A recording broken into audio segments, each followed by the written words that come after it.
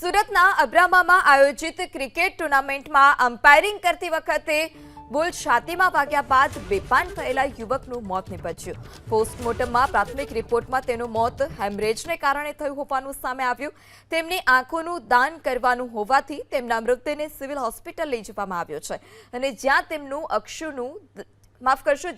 ચક્ષુનું દાન કરવામાં આવ્યું તો પોલીસે અકસ્માતે મોતનો ગુનો નોંધી વધુ તપાસ પણ હાથ ધરી છે।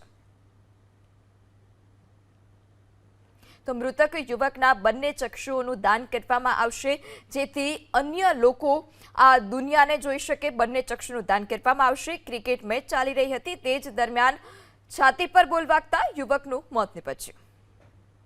સુરતના અબ્રામામાં આયોજિત ક્રિકેટ ટુર્નામેન્ટમાં અમ્પાયરિંગ કરતી વખતે બોલ છાતીમાં વાગ્યા બાદ બેભાન થયેલા યુવકનું મોત નીપજ્યું।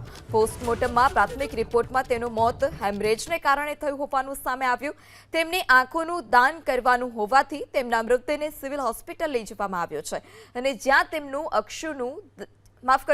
તેમના ચક્ષુનું દાન કરવામાં આવ્યું તો પોલીસે અકસ્માતે મોતનો ગુનો નોંધી વધુ તપાસ પણ હાથ ધરી છે।